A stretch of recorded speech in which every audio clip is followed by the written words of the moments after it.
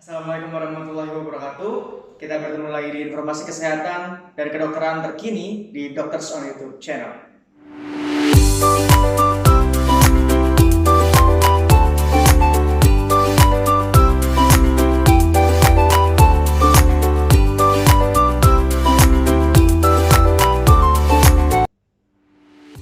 Gangguan infeksi batuk berulang, batuk lama, pilek berkepanjangan, dan gangguan kulit kronis. Masalah yang paling sering dikeluhkan dalam merawat jalan di sebuah rumah sakit pada dokter spesialis anak. Kali ini, Doctors on YouTube channel akan membahas permasalahan alergi pada bayi dan anak. Kali ini, Doctors on YouTube channel akan mengupas tuntas permasalahan batuk lama pada anak. Apakah sebuah infeksi berulang, alergi, atau TB paru?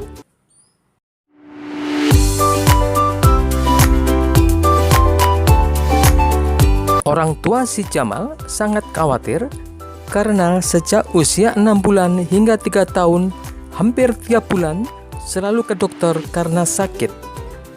Keluhan yang sering dialami adalah batuk, pilek, panas, dan sesak nafas. Kekhawatiran orang tua beralasan karena anak tersebut sudah terlalu sering minum obat, apalagi antibiotika, adalah konsumsi rutin setiap sakit.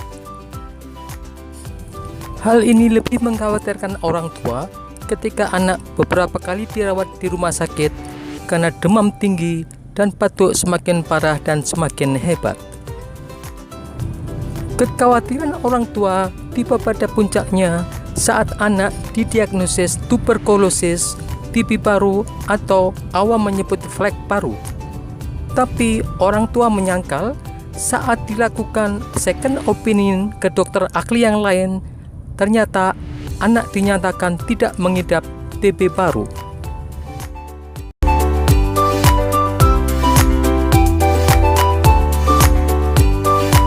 Infeksi berulang pada anak adalah infeksi yang sering dialami oleh seseorang, khususnya infeksi saluran nafas akut. Seringkali keadaan ini dianggap sebagai penyakit batuk dan pilek yang tidak sembuh-sembuh, padahal sebenarnya adalah gangguan batuk pilek tersebut hilang timbul karena infeksi berulang mudah terkena sakit atau istilah awamnya on and off. Manifestasinya timbul kadang keras berkurang, kadang sedikit, kemudian meningkat lagi berulang dalam jangka panjang hilang timbul. Pada umumnya, infeksi batuk pilek berulang disebabkan karena virus yang akan membaik dalam 5-7 hari. Saat membaik beberapa saat atau beberapa hari, ketika ada kontak infeksi dari lingkungan, muncul infeksi baru yang akan menimbulkan batuk berulang yang akan muncul 5-7 hari berikutnya. Dengan demikian, hilang timbul berulang. Kondisi ini diakibatkan karena rendahnya kerentanan seseorang terhadap terkenanya infeksi. Biasanya, infeksi berulang ini dialami berbeda dalam kekerapan kekambuhan, berat ringan gejala, jenis penyakit yang timbul, dan komplikasi yang diakibatkan. Gangguan ini sering terjadi pada penderita alergi dan penderita defisiensi imun, meskipun kasus yang terakhir tersebut relatif sangat jarang terjadi. Selain kerentanan kekebalan tubuh, faktor lain yang berpengaruh adalah adanya kontak infeksi berulang di sekitarnya, baik di rumah atau di sekolah. Di rumah, seringkali kakak penderita, ayah, ibu, atau pengasuh sering mengalami batuk pilek berkepanjangan, sering nyeri telan, nyeri tenggorokan. Gejala infeksi virus pada dewasa yang bisa menular ke anak. Gejala lain adalah badan lemah, lesu, ngilu, pegal-pegal, atau sakit kepala. Keluhan ini sering dianggap masuk angin, kelelahan, atau kurang tidur. Bukan hanya orang tua, sebagian klinis pun kadang sulit membedakan antara infeksi batuk berulang dengan gangguan alergi. Seringkali gangguan infeksi batuk berulang dianggap alergi. Gangguan alergi bisa disingkirkan saat dokter cermat mencermati tanda-tanda infeksi yang sering diabaikan seperti badan demam atau kadang hangat, diukur suhu normal, tapi saat diraba kaki, tangan, atau dahi teraba hangat. Gejala virus yang lain adalah ngilu, nyeri kaki, anak sering mengeluh minta dipijat. Selama ini gangguan-gangguan tersebut dianggap anak terlalu aktif berlebihan pada siang hari. Meski infeksi batuk berulang bukan alergi, tetapi sering terjadi pada penderita dengan riwayat alergi. Pada penderita alergi, khususnya hipersensitif saluran cerna, sering terjadi kekebalan tubuh yang menurun karena kekebalan tubuh sebagian besar diproduksi di saluran cerna.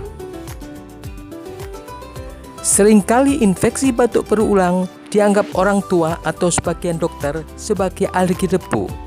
Faktanya, batuk meningkat saat pagi dan malam hari, sedangkan siang hari seringkali berkurang. Justru saat siang hari debu semakin banyak, sedangkan pagi dan malam hari debu semakin sedikit. Hal inilah yang menjelaskan mengapa orang tua sudah berusaha membersihkan seluruh rumah, membersihkan debu, mengganti gorden dan membersihkan AC, tapi tetap saja anak batuk terus berkepanjangan. Seringkali infeksi batuk berulang dianggap sebagai alergi dingin. Padahal seringkali penderita tidur siang memakai AC yang dingin, ternyata batuk berkurang. Bahkan banyak kasus saat berlibur di Eropa 2 minggu tidak pernah batuk sama sekali di saat musim dingin di sana. Bila dicermati, faktor udara dingin dan minum es bukan faktor penyebab infeksi batuk berulang, tetapi hanya faktor pemicu atau faktor yang memperberat saat sudah terjadi infeksi pada saluran nafas penderita. Seringkali penderita batuk infeksi berulang mendapatkan overdiagnosis tuberkulosis atau TB baru, artinya tidak menderita tuberkulosis tetapi didiagnosis dan diterapi sebagai TB paru. Hal ini terjadi karena tanda dan gejala infeksi batuk berulang hampir mirip dengan tanda dan gejala TB paru. Bila pada infeksi batuk pilek berulang didiagnosis tuberkulosis, sebaiknya penderita melakukan second opinion kepada dokter ahli yang lain.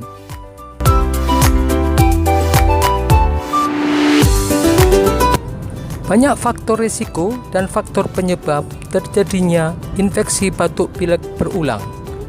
Salah satunya yang paling sering adalah faktor lingkungan karena adanya kontak penderita yang sakit berulang dan faktor kerentanan kekebalan tubuh. Dari kedua faktor utama tersebut, sangat sulit menghindari lingkungan kontak penderita yang sering sakit. Yang paling penting dan utama adalah mengevaluasi mengapa seseorang terjadi kerentanan kekebalan tubuh. Gangguan kekebalan tubuh yang ringan sering terjadi pada penderita alergi, khususnya hipersensitif saluran cerna atau alergi saluran cerna. Faktor kekebalan tubuh hampir 60 hingga 70% diciptakan atau terbentuk di saluran cerna. Saat saluran cerna terganggu, maka kekebalan tubuh penderita akan semakin melemah.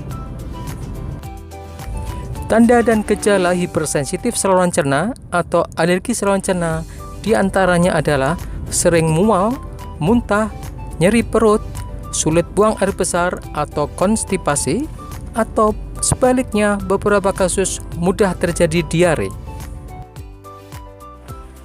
Saat terjadi gangguan saluran cerna, seringkali disertai gangguan kesehatan mulut, seperti mulut berbau, bibir kering, bibir mudah berdarah, lidah putih, atau lidah tampak seperti berpulau, sering sariawan, nyeri gusi, atau tampak gusi bengkak.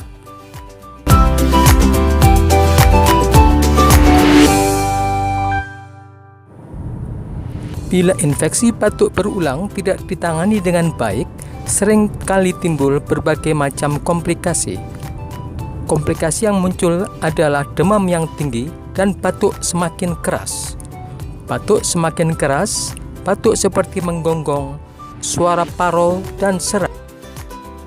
Tanda dan gejala gangguan tersebut biasanya mengarah pada gangguan laringotracheobronkitis. Pada keadaan yang lebih lanjut, bisa timbul infeksi paru-paru atau pneumonia. Bila infeksi batuk disertai pilek berkepanjangan, seringkali disertai komplikasi pada telinga dengan tanda dan gejala nyeri telinga. Bila gangguan lebih lama lagi, bisa muncul gangguan infeksi telinga bagian tengah atau otitis media dengan gejala nyeri telinga hebat, kemudian kendang telinga pecah. Saat kendang telinga pecah, keluar cairan, nyeri berkurang. Cairan dalam telinga ini sering awam menyebut gangguan congek pada telinga.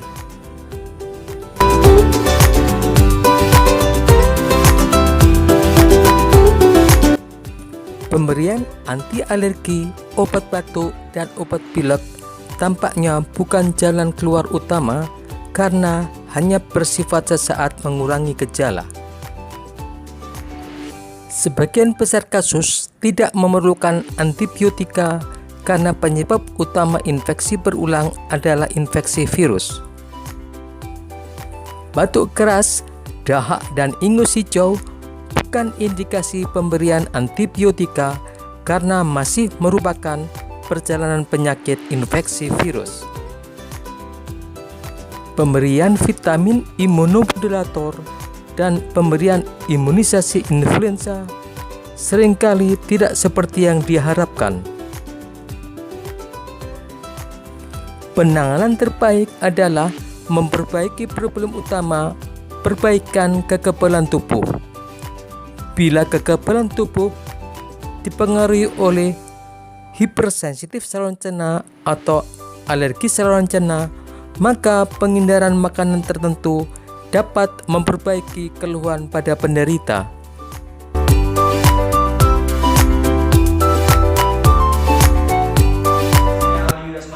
Kita bertemu di informasi kesehatan dan kedokteran yang lebih menarik lagi di Dr. Son YouTube channel berikutnya.